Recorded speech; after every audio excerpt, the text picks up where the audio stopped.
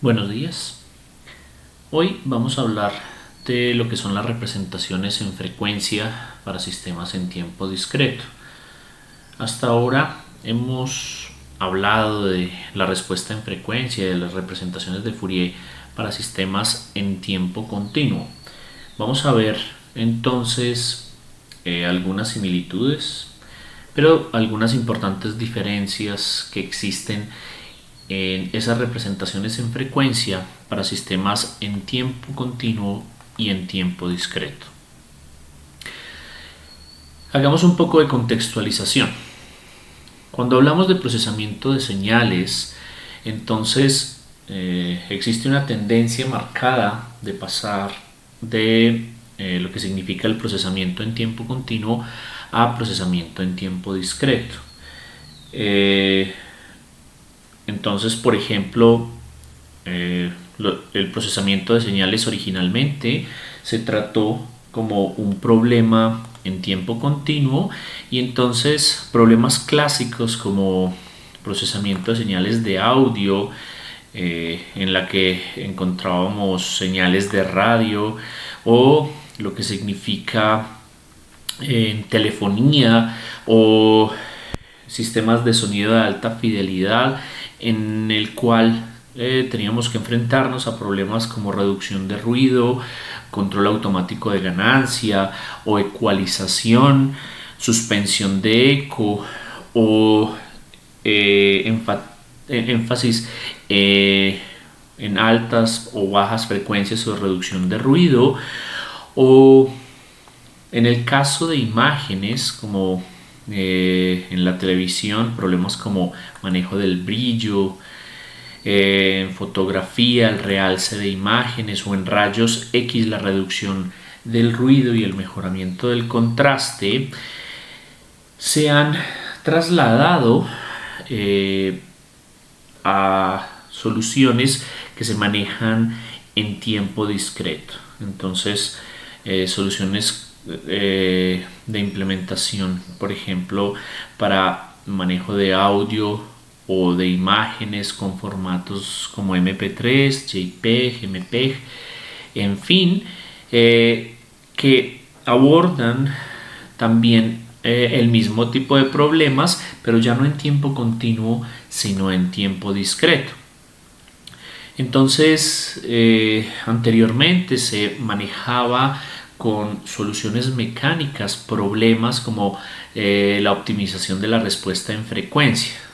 Entonces, por ejemplo, para el caso de audio se tenían parlantes que eran parlantes de gran tamaño, que utilizaban sistemas como el bass reflex, que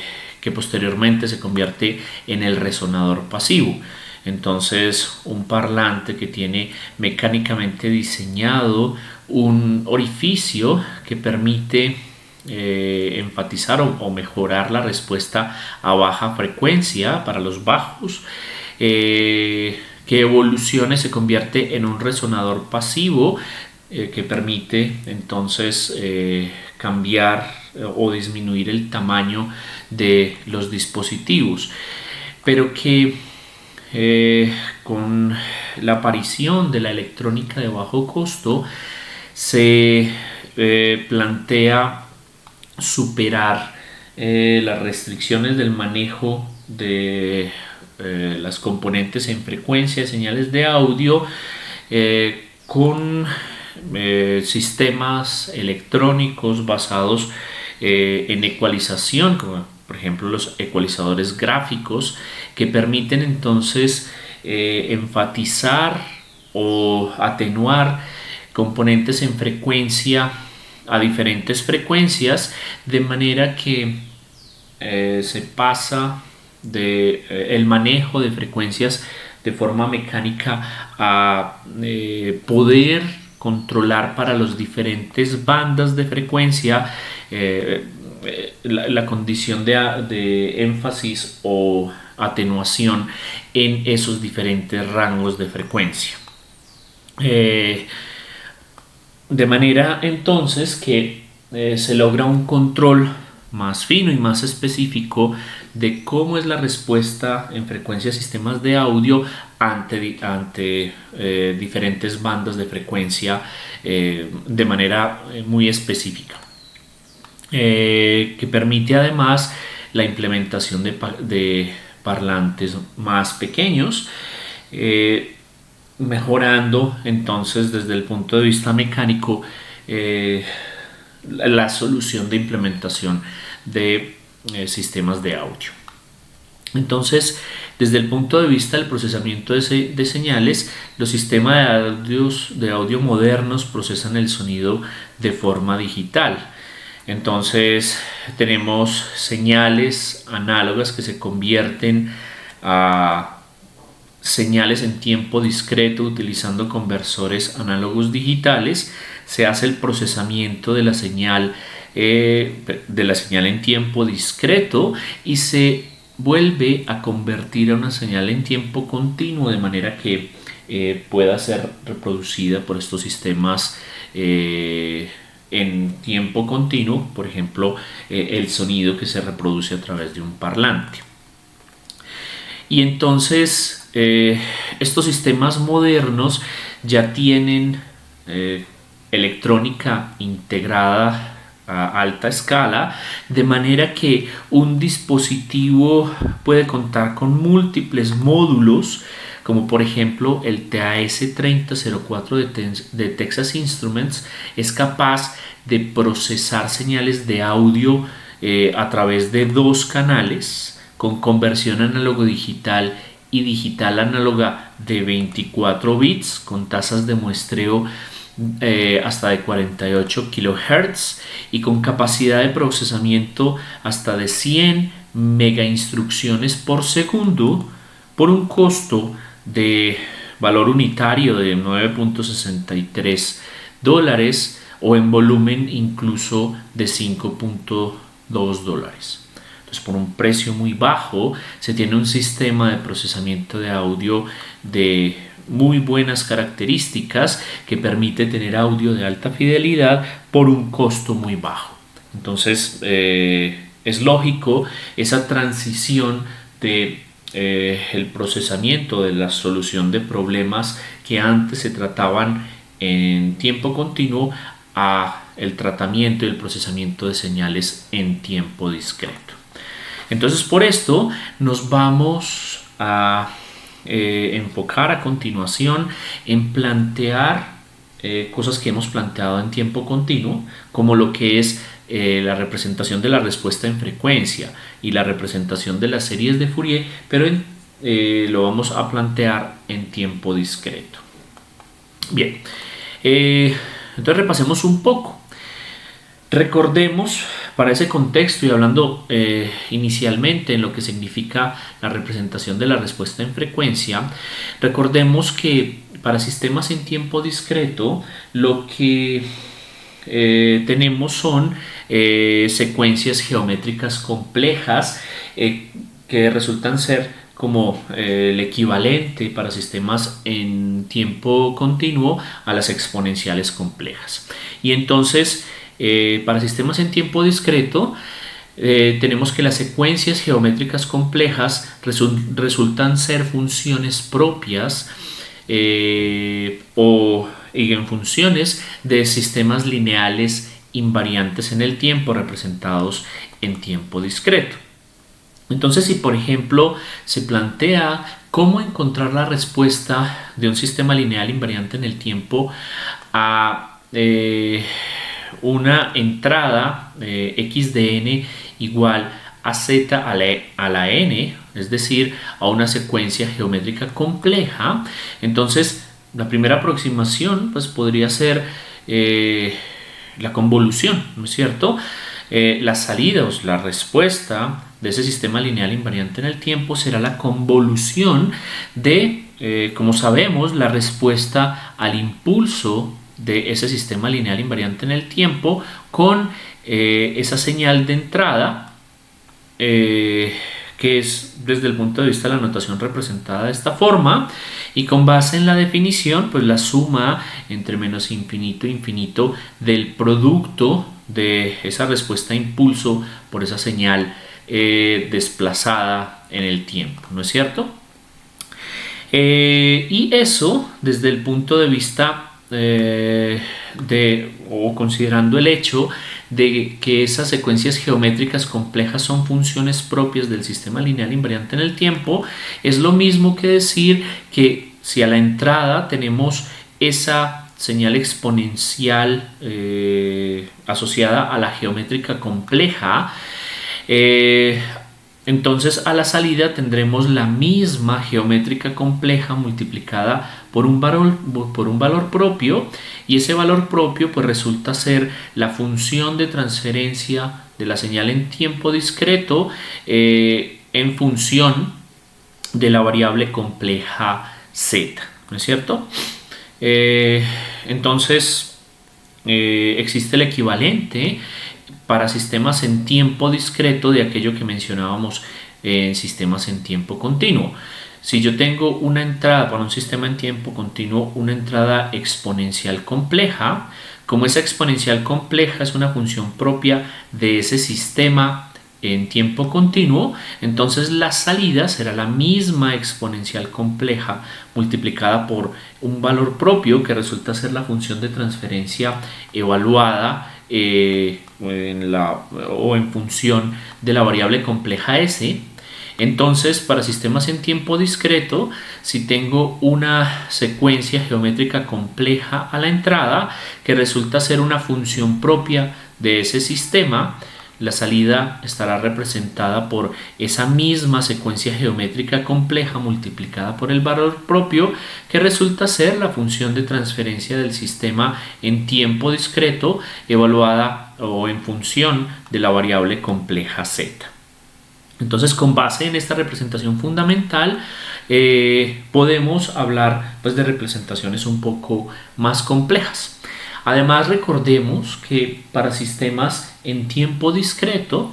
el sistema puede estar descrito por una ecuación de diferencias lineal con coeficientes constantes que se puede representar mediante la división de polinomios en z.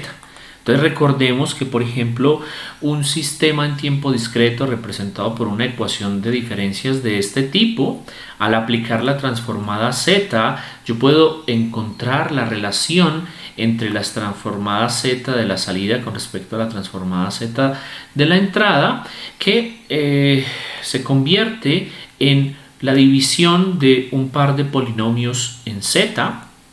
y que pues básicamente me permite representar ese sistema en tiempo discreto mediante esa función de transferencia, ¿no es cierto? Y entonces podemos utilizar esa función de transferencia que resulta ser pues la versión en tiempo discreto de esa relación entre la salida con respecto a la entrada mediante diagramas vectoriales en tiempo discreto. Básicamente yo puedo decir que es posible factorizar tanto numerador como denominador de la función de transferencia para obtener pues, esa representación mediante ceros en el numerador y polos en el denominador, que pueden ser evaluados en cualquier punto del plano complejo z. Entonces, en este caso, si lo evaluamos en z sub 0, entonces lo que voy a tener es un producto de ceros en el numerador evaluados en z sub 0 y un dividido entre un producto de polos en el denominador evaluados en z sub 0. Entonces, por ejemplo, si lo que tengo es un punto cualquiera en el plano complejo de z sub 0 para evaluar uno de los términos de esta función de transferencia, por ejemplo, para un 0, entonces tengo un 0 ubicado en la posición q sub 0, que al evaluarlo con respecto a z sub 0, pues básicamente será representado de forma vectorial o podrá ser representado mediante forma vectorial por la resta de un par de vectores, el vector verde z sub 0 menos el vector rojo q q sub 0 para obtener pues el vector azul z sub 0 menos q sub 0, que representa pues la evaluación de ese 0 en un punto arbitrario z sub 0 en el plano complejo. Entonces es posible representar cada factor del numerador, o sea, cada 0 y cada polo de esa relación definida como función de transferencia mediante un vector evaluado desde cada polo y cada 0 con respecto a cualquier punto z sub 0 arbitrario en el plano complejo z, ¿no es cierto? Y entonces esto me permite obtener esquemas similares a los que obtenía en tiempo continuo, es decir, una representación de la magnitud y la fase que cada uno de esos términos aportan a la función de transferencia, que puede ser una combinación pues, de un conjunto de ceros y un conjunto de polos. Al evaluar esa función de transferencia en un punto cualquiera, se puede realizar entonces la combinación de las contribuciones que los vectores asociados a los ceros y a los polos representan para el sistema. De manera entonces que esa función de transferencia evaluada en cualquier punto se puede representar por un lado mediante una magnitud que resulta ser el producto de las magnitudes. La magnitud de esa función de transferencia evaluada en z sub 0 será igual al producto de las magnitudes de cada uno de esos términos, siendo entonces la magnitud de la ganancia k el producto de las magnitudes de los ceros en el numerador dividido entre el producto de las magnitudes de los polos en el denominador.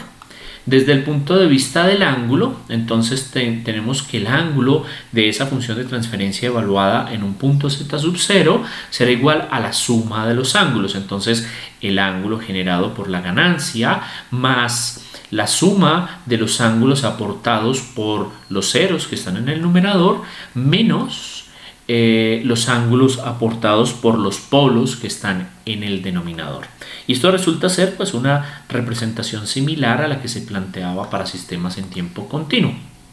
Entonces, la respuesta en frecuencia,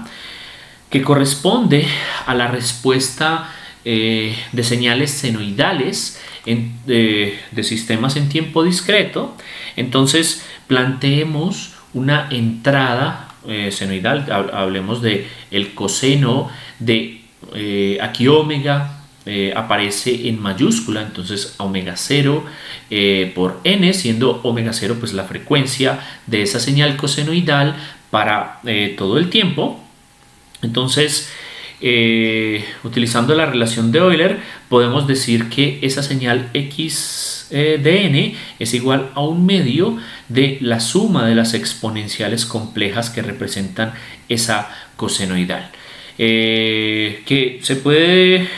plantear como un medio de z sub 0 a la n más z sub 1 a la n, que serían las geométricas complejas, donde z sub 0 es e a la j omega sub 0 y z sub 1 sería e a la menos j omega sub 0, ¿no es cierto? Básicamente una señal cosenoidal representada como la suma de las exponenciales complejas. Entonces, desde el punto de vista de la respuesta, como tenemos que esas exponenciales complejas son funciones propias de un sistema lineal invariante en el tiempo, la respuesta de un sistema lineal invariante en el tiempo y de n será entonces la suma de las respuestas de las exponenciales complejas, que son las mismas exponenciales complejas multiplicadas por los valores propios correspondientes, que para cada caso pues resulta ser la función de transferencia en tiempo discreto evaluada pues para la exponencial compleja asociada al término z sub 0 y la función de transferencia evaluada en z sub 1, ¿no es cierto? Entonces la respuesta a una entrada cosenoidal será en función de esa representación como exponenciales complejas, pues la suma de un par de exponenciales complejas ponderadas por la evaluación de las funciones de transferencia en los valores de las exponenciales complejas z sub 0 y z sub 1. Que desde otro punto de vista pues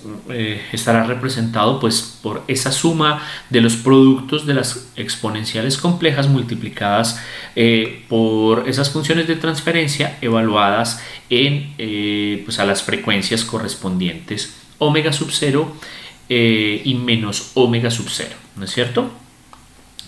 Y resulta pues que aquí en sistemas en tiempo discreto pues también se presenta simetría de los conjugados. Entonces, para sistemas físicos, el complejo conjugado de la función h de a la j omega es h de a la j de a la menos j omega.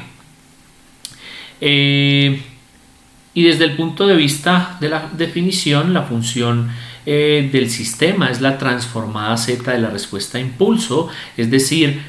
yo puedo representar la función de transferencia h de z como la suma entre menos infinito infinito de la respuesta a impulso de la función multiplicada por z a la menos n, donde h de n es una función real, que es la respuesta a impulso unitario del sistema, que resulta ser una función real de n para cualquier sistema físico. Desde el punto de vista de la representación de los complejos conjugados, entonces h de e a la j omega será igual pues al equivalente en función de la respuesta a impulso, ¿no es cierto? Y el complejo conjugado tendrá una representación similar, pues básicamente el signo del exponente cambia, ¿no es cierto? Y desde el punto de vista de la notación, el conjugado pues será podrá estar representado pues por un asterisco en función pues de la función representada en función pues de a la j omega, ¿no es cierto? Pero entonces recordemos qué pasa cuando uno suma un par de complejos conjugados. Recuerden que cuando uno suma un par de complejos conjugados, la parte imaginaria pues se elimina, ¿cierto? Y lo que queda es la suma o dos veces pues esa suma pues está representada por la suma de la parte real, es decir, dos veces esa parte real, ¿no es cierto? Pero entonces al aplicarlo para la respuesta ante una senoidal como el coseno de omega 0n, que está representado pues por esa suma de exponenciales complejas, la respuesta que resulta ser esa suma de este par de términos teniendo los conjugados representados pues por este par de términos, entonces como es una suma de complejos conjugados, nos quedamos con dos veces la parte real, que al multiplicarse por este 1/2 pues queda la parte real de h evaluada en e a la j omega 0 por la exponencial compleja e a la j omega 0 n, cuya representación puede ser equivalente pues a una magnitud y a un ángulo, ¿no es cierto? De manera que esa magnitud, que resulta ser pues real, se extrae de esta representación. Lo que nos queda es entonces el producto de la magnitud por la parte real de esa exponencial compleja a la cual se le suma un ángulo de desfase aportado pues por la función de transferencia en tiempo discreto, de manera que entonces para una entrada cosenoidal la salida pues será una cosenoidal de la misma frecuencia, para la cual puede cambiar pues la magnitud y el ángulo en función del aporte en magnitud y ángulo que haga la función de transferencia en tiempo discreto, ¿no es cierto? Cosa que resulta ser similar a lo que planteábamos para sistemas en tiempo continuo. Entonces la respuesta en frecuencia en tiempo discreto se tiene una representación en magnitud y fase de la respuesta del sistema a una señal cosenoidal que resulta ser pues la magnitud y fase evaluada en el círculo unitario. Fíjense que entonces tenemos lo que para sistemas en tiempo continuo se evaluaba sobre el eje imaginario, ahora se evalúa sobre el círculo unitario. Una señal cosenoidal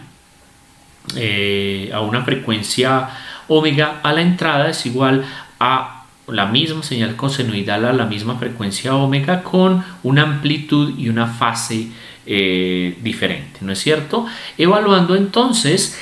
fíjense esa función de transferencia sobre el círculo unitario, es decir, para diferentes frecuencias omega, ¿no es cierto? Bien, ¿cómo sería entonces el diagrama vectorial de la respuesta en frecuencia? Si tengo una función de transferencia en tiempo discreto que tiene un 0 ubicado en Q1, veámoslo acá, sobre el plano complejo Z, aquí se marca el círculo unitario, pues básicamente pues, porque nos sirve como referencia para evaluar pues, las diferentes frecuencias, y tengo un polo que está ubicado en P1, que sería esta X representada en este plano complejo. Entonces yo puedo hacer una evaluación de magnitud y fase en la cual pues tengo en el eje horizontal las frecuencias omega mayúscula, ¿no es cierto? Entonces las bajas frecuencias, las frecuencias omega 0, a frecuencias bajas, o sea, a frecuencia 0, entonces voy a estar ubicado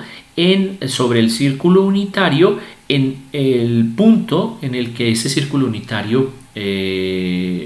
resulta ser, toma solamente un valor real. Entonces aquí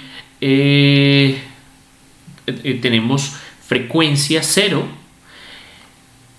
y para frecuencia 0 entonces recordemos cómo se evalúa la respuesta en magnitud. La respuesta en magnitud, pues recuerden que es igual a las magnitudes en el numerador multiplicadas y eso dividido por el producto de las magnitudes en el denominador. Entonces para este caso tenemos la magnitud de un 0, que básicamente es la longitud de este vector, dividido entre la longitud del vector que representa al polo hasta la frecuencia 0. Entonces para frecuencia 0, pues entonces tengo un valor que es mayor que 1, básicamente porque esta magnitud es mayor que esta, ¿no es cierto? Desde el punto de vista de la fase, entonces hacemos un análisis similar. Básicamente la fase, al evaluar a una frecuencia baja como frecuencia 0, entonces tengo el ángulo formado por este 0 con respecto al eje real, que resulta ser 0, ¿no es cierto? Y al cual le resto el ángulo formado pues, por este polo con respecto al punto de prueba de omega mayúscula igual a 0, que también es 0, entonces al restarlos me da 0, ¿no es cierto?, para la representación en fase, de manera entonces que yo puedo empezar a aumentar la frecuencia. Entonces aquí tenemos frecuencia 0 y al ir aumentando la frecuencia pues me estaré moviendo entonces en este sentido sobre el círculo unitario.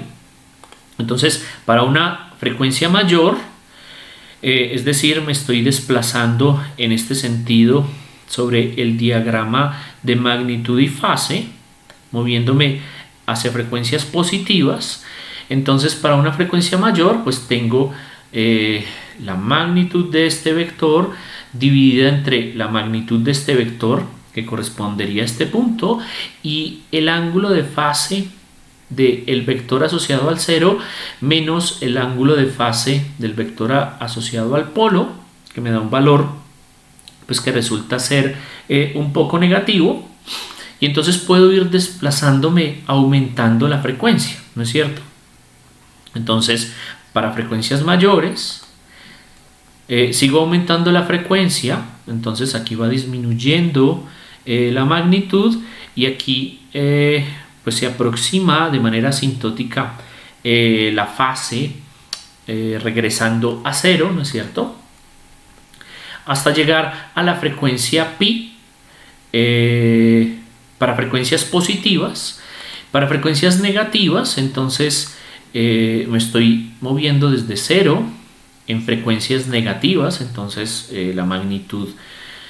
para este caso resulta ser simétrica, y entonces tengo una magnitud con un valor un poco mayor a 1. La fase en este caso pues ya toma valores positivos que luego se aproximan asintóticamente nuevamente a 0 a medida que voy disminuyendo la frecuencia. Para frecuencias negativas tengo aquí la frecuencia 0 y voy tomando frecuencias negativas hasta aproximarme a menos pi. Y fíjense entonces que como tengo un círculo, las frecuencias se van a repetir. Si yo sigo aumentando las frecuencias en este sentido, pues me voy a encontrar con las mismas frecuencias negativas al aproximarme en este sentido. Aquí aparece entonces la condición de periodicidad asociada a los sistemas en tiempo discreto, que marca una diferencia significativa con los planteamientos asociados al análisis de respuesta en frecuencia para sistemas en tiempo continuo. Aquí ya tenemos, para sistemas en tiempo discreto, pues tenemos que las frecuencias aumentan y pueden llegar a tomar un valor máximo que puede ser igual a pi, y frecuencias negativas que pueden tomar un valor mínimo que sería menos pi, básicamente porque entonces empiezan a repetirse a medida que voy aumentando las frecuencias positivas o voy disminuyendo las frecuencias negativas por encima de pi y menos pi, ¿no es cierto? Entonces, para sistemas en tiempo discreto, los diagramas de magnitud y fase se representan entre menos pi y pi, básicamente porque se repiten de manera periódica. Entonces, al comparar las representaciones de la respuesta en frecuencia para sistemas en tiempo continuo y en tiempo discreto, para un sistema en tiempo continuo teníamos una función de transferencia HDS que se evalúa sobre el eje imaginario, es decir, para S igual a J omega, ¿cierto? Frecuencias bajas por aquí, y las frecuencias van aumentando a medida que nos alejamos del origen, de manera que el diagrama de magnitud pues puede incrementar la frecuencia, puede incrementar de manera continua, ¿cierto? Para sistemas en tiempo discreto, pues lo que tengo es una función de transferencia h de z que evalúo en el círculo unitario, es decir, para z igual a e a la j omega. Entonces, pero en este caso tengo frecuencias bajas por aquí y la frecuencia máxima la tengo por aquí en pi, ¿cierto? Y desde el punto de vista negativo la tengo en menos pi. Entonces, una evaluación que hago para frecuencias desde menos infinito hasta infinito, para sistemas en tiempo discreto, pues para sistemas en tiempo continuo, considerando que se repite, puedo evaluarla entre menos pi y pi, porque resulta ser suficiente, considerando el hecho pues de que esa respuesta en frecuencias se repite de manera periódica. Bien, y entonces aquí aparece esa condición de periodicidad para sistemas en tiempo discreto, una característica que marca la manera en la que se comportan la respuesta en frecuencia para sistemas en tiempo discreto. La respuesta en frecuencia en tiempo discreto son funciones periódicas de omega con periodo 2pi, ¿no es cierto? Básicamente cada 2pi se repite, tenemos las mismas frecuencias. Entonces, si tenemos una frecuencia omega 2 que resulta ser la suma de un múltiplo entero de 2pi más una frecuencia omega 1, entonces la evaluación de la función de transferencia a esa frecuencia omega 2 puede verse como la evaluación de esa función de transferencia a la frecuencia omega 1 más 2pi por k, que básicamente es el producto, pues es la función de transferencia evaluada en el producto de ese par de funciones complejas, pero entonces esta exponencial compleja vale 1 para todos los valores enteros, k enteros, por lo tanto es igual a esa función de transferencia evaluada en la frecuencia 1. Esa frecuencia 1 que resulta ser periódica de funciones periódicas de omega con periodo 2pi, ¿no es cierto? Entonces esa periodicidad resulta ser pues una función de a la j omega que resulta ser periódica con periodo omega, ¿no es cierto? Por tanto, las exponenciales complejas en tiempo discreto tienen muchas formas. Entonces puedo tener una exponencial compleja con frecuencia omega 2 que resulta ser un equivalente a una exponencial compleja omega 1 si es digamos que la suma de 2pi por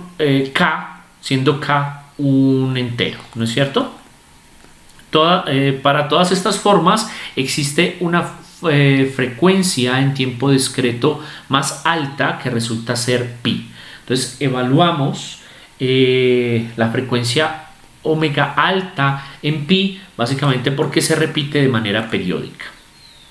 Entonces miremos un ejemplo de la relación que existe entre las respuestas en frecuencia de sistemas en tiempo continuo y sistemas en tiempo discreto. Entonces consideremos tres señales en tiempo continuo. Entonces la señal x1 de t, x2 de t, x3 de t. Fíjense que lo que tengo son tres cosenoidales cuya frecuencia aumenta de manera progresiva. Entonces tenemos la frecuencia 3000 radianes por segundo, 4000 radianes por segundo, 5000 radianes por segundo. Básicamente vemos que en tiempo continuo esas frecuencias aumentan por lo tanto las frecuencias de esas cosenoidales aumentan pues al aumentar el valor de la frecuencia omega, ¿no es cierto? Vamos a muestrear esas señales en tiempo continuo, es decir, vamos a obtener la señal x1 de n, que es igual a la versión muestreada de x1 de t, muestreada con periodo t igual a 0.001 segundos, ¿no es cierto? Entonces, la pregunta es, en tiempo discreto, ¿cuál de esas señales tendrá menor frecuencia y cuál tendrá mayor frecuencia? Entonces, al hacer el proceso de muestreo, pues lo que me voy a encontrar es, voy a reemplazar para la representación en tiempo continuo cada señal t por n de t mayúscula, ¿no es cierto? De manera que x1 de n es igual al coseno de 3n, simplemente multiplicando 3000t por n por t igual a 0.001 segundo, de manera que lo que tengo es una señal en tiempo discreto x1 de n que es igual al coseno de 3n, para x2 de n será el coseno de 4n y para x3 de n será el coseno de 5n, ¿no es cierto? Entonces, desde el punto de vista de la representación de esas señales cosenoidales, como la suma de unas exponenciales complejas, yo puedo representar esas frecuencias discretas como omega 3, 4 y 5, que desde el punto de vista de la representación en el plano complejo, pues básicamente para una frecuencia omega igual a 3 tengo un par de exponenciales complejas, una ubicada por aquí y otra ubicada por acá.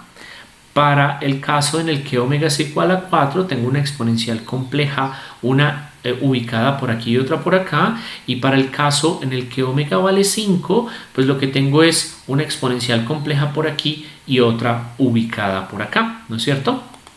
Entonces,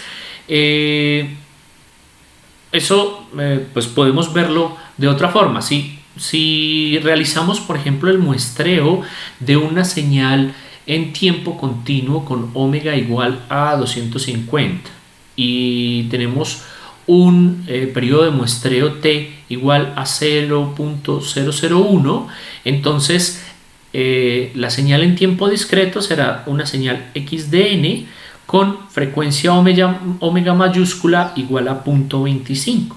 es decir, una señal cosenoidal que es el coseno de 0.25n. Entonces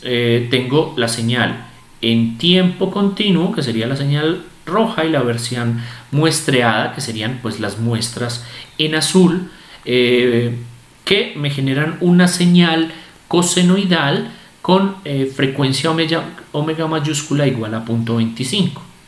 Si aumento la frecuencia de la señal en tiempo continuo a omega minúscula igual a 500, eso será equivalente a una señal muestreada cosenoidal con frecuencia omega mayúscula 0.5. Si utilizo pues la frecuencia, el periodo de muestreo igual a 0.001, ¿no es cierto? Entonces tengo la señal continua en rojo y la versión muestreada pues con las muestras en azul. Si sigo aumentando la frecuencia y la frecuencia es de 1000 omega minúscula, entonces omega mayúscula será igual a 1. Para omega minúscula igual a 2000, omega mayúscula será igual a 2. Para omega minúscula igual a 3000, con este tiempo de muestreo me estoy acercando a la frecuencia máxima de representación en tiempo discreto. Pues básicamente omega es igual a 3, considerando que la frecuencia máxima es pi, que resulta ser 3.14. Entonces voy en 3, tengo la señal en tiempo continuo roja y el equivalente en tiempo discreto, pues la señal en azul. Cuando supero la frecuencia máxima, es decir, para omega minúscula igual a 4000, que me genera una frecuencia omega igual a 4, entonces fíjense que lo que tengo es una señal en tiempo discreto xdn, que es igual al coseno de 4n, que por ser periódica es equivalente al coseno de 2pi menos 4n, que resulta ser aproximadamente igual al coseno de 2.28 por n, que será un equivalente a ese periodo de muestreo, a una señal con omega minúscula de 2283, ¿no es cierto? Lo que quiere decir que yo tengo un par de señales en tiempo continuo que me representan la misma señal en tiempo discreto, ¿no es cierto? Básicamente esto ocurre pues al superar la frecuencia máxima que dijimos que es igual a pi. Lo mismo pasa entonces para la señal cosenoidal con frecuencia omega mayúscula igual a 5 y omega mayúscula igual a 6. Tengo un par de señales en tiempo continuo que representan esa señal en tiempo discreto. Y entonces de esas señales en tiempo continuo, ¿cuál tiene mayor frecuencia y cuál tiene menor frecuencia? Entonces, desde el punto de vista de esa condición en la cual tenemos pues un equivalente que se envuelve de manera periódica, entonces fíjense que yo tengo más baja frecuencia para la señal X3. X3 en la que tengo omega igual a 6. Entonces yo tengo una frecuencia que resulta ser omega igual a 6, que es equivalente a omega igual a 0.283, que resulta ser una menor frecuencia que la que tenía para el caso en el que omega es igual a 3, ¿no es cierto? Omega igual a 3, entonces no tiene pues una versión equivalente pues de una frecuencia menor, mientras que omega igual a 6 sí lo tiene, ¿no es cierto? Que es básicamente una frecuencia 0.283. Entonces, en este orden de ideas y para las señales planteadas anteriormente, desde el punto de vista de la frecuencia, la señal en frecuencia pues, será más baja para X3, que en tiempo continuo es la mayor frecuencia, y será mayor en X1, que resulta ser la frecuencia menor en tiempo continuo, ¿no es cierto? Entonces, fíjense que existe pues una relación entre ese proceso de transformación de señales de tiempo continuo a tiempo discreto, que en este caso pues cambia la relación de menor a mayor frecuencia para sistemas en tiempo continuo comparado con sistemas en tiempo discreto. Bien, desde el punto de vista de los sistemas, entonces sistemas en tiempo continuo, para sistemas en tiempo discreto, la representación en frecuencia la podemos asociar también al concepto de filtros, ¿no es cierto? Entonces, por ejemplo, para un sistema como estos, que tiene un 0 en el origen y un polo con parte real negativa que está dentro del círculo unitario, es decir, un sistema que tendrá una respuesta estable debido a que pues, su polo está dentro del círculo unitario, y que resultará ser una respuesta convergente. ¿Qué clase de filtro corresponde a esta gráfica? Entonces uno puede hacer un análisis de respuesta con base en la representación vectorial, de manera que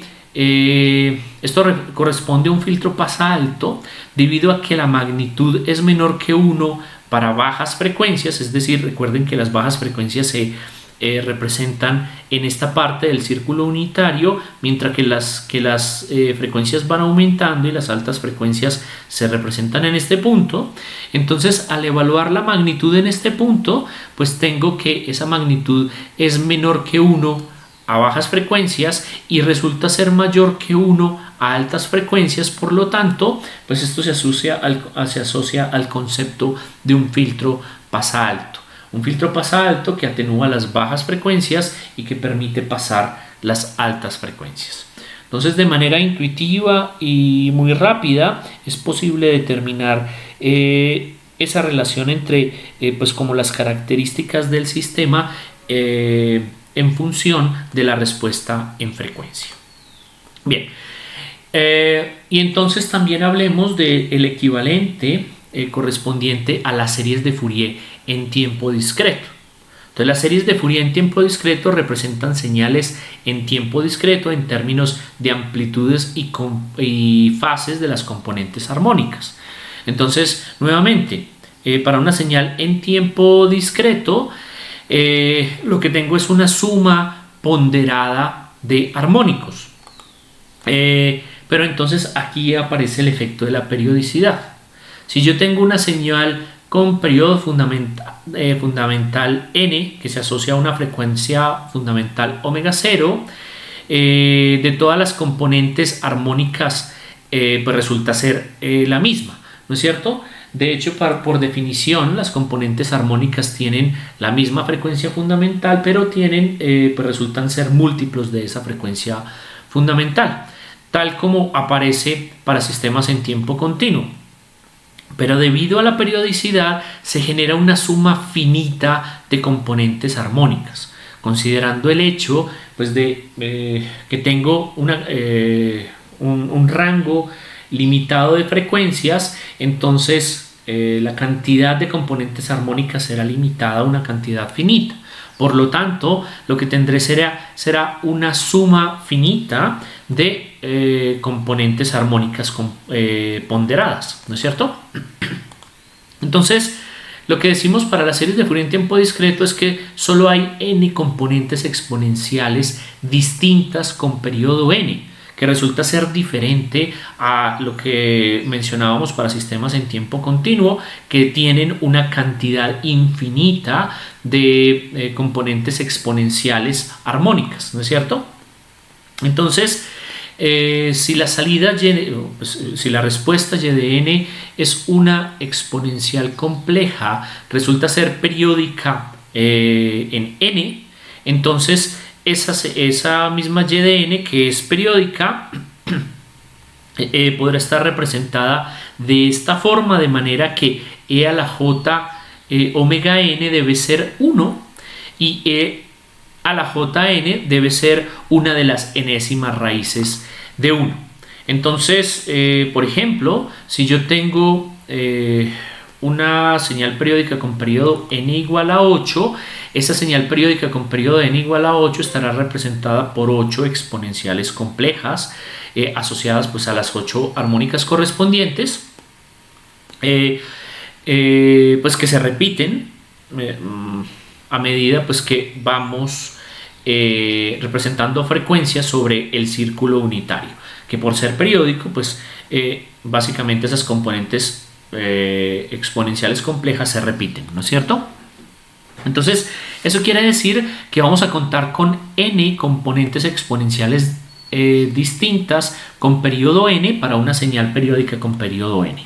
Se pueden combinar mediante una serie de Fourier para generar entonces señales periódicas en el tiempo con n muestras independientes. Entonces, si por ejemplo yo tengo una señal periódica con periodo n igual a 3, entonces lo identificamos en una señal en tiempo discreto de esta forma. Esta es una señal que cada 3 muestras pues vuelve y se repite, ¿no es cierto? Esto es una señal periódica en tiempo discreto con periodo n. Tengo 3 muestras repetidas en el tiempo. Entonces eso se asocia a 3 exponenciales complejas, como las que aparecen en esta representación sobre el plano complejo Z. Para el caso de una señal periódica con periodo n igual a 4, entonces tengo 4 muestras repetidas en el tiempo, 1, 2, 3, 4, y esto vuelve y se repite. Eso estará representado pues, por 4 exponenciales complejas sobre el plano complejo, ¿no es cierto? Entonces, asociado al efecto de la periodicidad. Entonces, las series de Fourier en tiempo discreto representan señales en tiempo discreto en términos de la amplitud y fase de sus componentes armónicas. Recuerden que las series de Fourier representan señales periódicas, ¿no es cierto? Entonces, si yo tengo una señal en tiempo discreto que resulta ser periódica, entonces esa representación será equivalente a una suma ponderada de armónicas, pero con una cantidad finita. Por lo tanto, tendré una suma finita de componentes armónicas ponderadas, ¿no es cierto?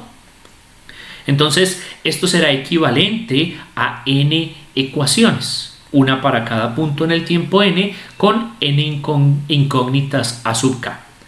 La pregunta es, ¿y entonces cómo determino esos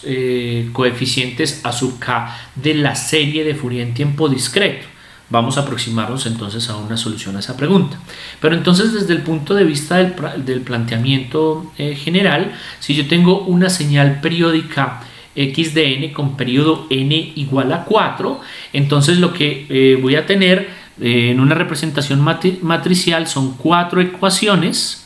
Entonces x sub 0 estará representada por los coeficientes o por la suma ponderada por los coeficientes A0, A1, A2 y A3 de las componentes de estas 4 componentes armónicas que aparecen acá, ¿no es cierto? Lo mismo para el término x en 1, x en 2 y x en 3, considerando que es periódica con periodo n igual a 4. Entonces fíjense que tengo una representación finita de esa señal mediante esa suma ponderada de componentes armónicas, ¿no es cierto? Que pues al evaluar las correspondientes componentes armónicas pues se convierten en unos para esta fila y columna y la combinación de unos y j pues para el resto de la matriz, ¿no es cierto? Que resulta ser pues una aproximación visual bastante compacta, ¿no es cierto? Pero entonces se cumplen algunas propiedades, al igual que para lo que significa la representación mediante series de Fourier para sistemas en tiempo continuo. Por un lado está el tema de la ortogonalidad. Entonces las armónicas en tiempo discreto son ortogonales entre sí, tal como lo son las armónicas en tiempo continuo, de manera que yo puedo plantear la suma del producto de un par de armónicas. Aquí tengo la armónica K y la armónica L, que resulta ser pues la suma de una nueva armónica que sería la armónica K menos L, ¿no es cierto? Que es igual a esa suma finita del producto de esas armónicas será igual a n para el caso en el que K es igual a L, o será igual a 0 para el caso en el que K es diferente de L, que puede ser representado entonces por el producto de n, es decir, del periodo, multiplicado por el impulso en K menos L, ¿no es cierto? Aquí aparece entonces pues la propiedad de tamizado asociada a el impulso, de manera que utilizando la ortogonalidad y el tamizado es posible determinar los coeficientes de la serie de Fourier. Nos aprovechamos de ese par de propiedades para determinar entonces los coeficientes de la serie. Entonces, si asumimos que una señal puede estar representada por esa suma ponderada de armónicos, una suma finita, entonces yo puedo multiplicar ambos lados por el complejo conjugado del armónico elésimo y sumar a lo largo del tiempo. Entonces hagamos una suma de esta señal multiplicada por el complejo conjugado a este lado y apliquemos lo mismo a la derecha de esa igualdad, de manera que pues lo que tengo es la suma para n desde 0 hasta n-1 de x de n multiplicado por el complejo conjugado de esos armónicos, ¿cierto? Pero del elésimo armónico. Hacemos la misma operación a la derecha, entonces me aparece otra suma, pero en función pues del armónico L. Entonces aquí tengo pues ese producto, ¿no?, a este lado, y con base pues en la propiedad anterior, entonces eso será igual a la suma para K desde 0 hasta n-1 de los coeficientes a sub K multiplicados por el periodo n y por el impulso. Y entonces, como este impulso aplica pues esa condición de tamizado, eso será igual a n por el armónico, por el coeficiente AL del armónico correspondiente, ¿no es cierto? Entonces eso quiere decir que esta suma finita de el producto de la señal por el complejo conjugado del armónico L será igual a n por a sub L, lo que quiere decir que yo puedo, si digo que o si reemplazo L por K en este par de expresiones, pues tendré que los términos a sub K serán iguales a 1 sobre n, pasando este n a dividir a este lado, multiplicado por la sumatoria finita de los x de n por e a la menos j k omega 0 n, ¿no es cierto? Y entonces aquí tengo una expresión que me permite calcular los coeficientes de la serie. Esta expresión, para sintetizar la señal en función de los coeficientes a sub k, y esos términos a sub k se pueden calcular mediante una expresión de este tipo, ¿no es cierto? Entonces, Como x de n y a sub k son periódicos con periodo n, entonces se puede tomar la suma sobre cualquier grupo de n índices sucesivos. Entonces, desde el punto de vista de la notación, yo puedo para una función f de n periódica con periodo n decir que es igual a la suma para n desde 0 hasta n mayúscula menos 1 de f de n, que es lo mismo que decir esa suma para n desde 1 hasta n o para n desde 2 hasta n más 1, básicamente porque r será igual en el periodo completo. Y desde el punto de vista de la notación, pues entonces lo podemos plantear como que es igual a la suma para n sobre un periodo completo de esa función f de n, ¿no es cierto? Desde el punto de vista de la notación para las series de Fourier en tiempo discreto, entonces voy a tener esa ecuación de análisis que se aplica para señales periódicas, en la cual los coeficientes a sub k serán periódicos y serán iguales a 1 sobre n, y la suma finita sobre un periodo completo pues de la versión o del producto de x de n por e a la menos j k omega 0 n, donde omega 0 es igual a 2pi sobre n, ¿no es cierto? Y la ecuación de síntesis, básicamente puedo reconstruir la señal si conozco los coeficientes a sub k de la serie multiplicado pues por los armónicos correspondientes y pues haciendo la suma de el producto de esos armónicos ponderados, ¿no es cierto? Entonces, de manera equivalente, con respecto a las representaciones de las series de Fourier en tiempo continuo, tengo una ecuación de análisis y una ecuación de síntesis para sistemas en tiempo discreto, que resulta ser parecido pues, a lo que planteábamos para sistemas en tiempo continuo. Pero entonces tiene una ventaja importante asociada a la representación de señales periódicas, y es que tiene una interpretación matricial simple. Básicamente podemos hacerlo mediante matrices inversas. Si yo tengo, por ejemplo, una señal periódica con periodo 4, entonces tengo x de n igual a la suma sobre el periodo 4 pues de los a sub k por e a la j k omega 0 n, que será equivalente pues a la suma ponderada de los a sub k por j a la k por n, que estará entonces representado de manera matricial de forma muy simple. Y entonces yo puedo calcular los coeficientes de la serie básicamente haciendo la matriz inversa de este y pasándolo pues a multiplicar al otro lado, de manera entonces que los a sub k estarán representados por el producto de la inversa de esta señal, que es un cuarto, por pues, esta señal que resulta ser la inversa de esta, multiplicado por pues, los valores de la señal en el instante 0, 1, 2 y 3, pues para una señal periódica con periodo 4, ¿no es cierto? Entonces yo puedo calcular los coeficientes de la serie básicamente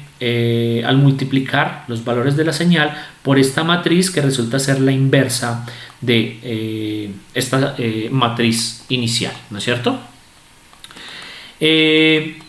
Entonces lo que hemos planteado en la presentación del día de hoy es que existen similitudes importantes para la representación de la respuesta en frecuencia de las series de Fourier para sistemas en tiempo discreto,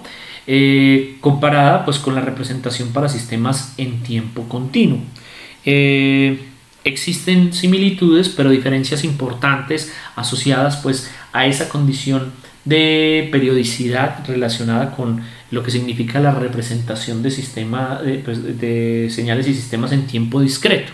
Entonces, con respecto a la respuesta en frecuencia, lo que dijimos es que la respuesta a frecuencia en tiempo discreto pues puede utilizar de la misma forma para la representación de señales en tiempo continuo el diagrama vectorial, para la representación de señales y sistemas, que la respuesta en frecuencia ocurre en el círculo unitario del plano complejo Z, mientras que para sistemas en tiempo continuo ocurre sobre el eje imaginario J omega, y que desde el punto de vista de la representación de las series de Fourier en tiempo discreto, permite representar señales como sumas armónicas, lo mismo que ocurría para sistemas en tiempo continuo, pero ahora tenemos un número finito de armónicas periódicas, que resulta ser diferente a lo que decíamos en sistemas en tiempo continuo, y por lo tanto tenemos una suma finita que resulta ser diferente a lo que ocurría en tiempo continuo, que era una integral en el tiempo desde menos infinito hasta infinito. Entonces, aquí pues uno de los beneficios de la representación de señales en tiempo discreto es que la longitud finita de las series de Fourier la hace muy útil para el procesamiento de señales debido pues a una menor carga computacional o una carga computacional que resulta ser manejable y que se utiliza entonces para el procesamiento de señales en tiempo discreto. Bien, entonces terminamos allí por el día de hoy. Pues esto correspondió en el capítulo 3 desde el 3.6 al 3.12. En la próxima presentación vamos a hablar de la transformada de Fourier en tiempo discreto, que corresponde al capítulo 5 entre el 5.0 y 5.9, que resulta ser pues la lectura recomendada para la próxima presentación. Entonces, con esto terminamos por hoy. No siendo más, entonces nos vemos en la próxima. Hasta pronto.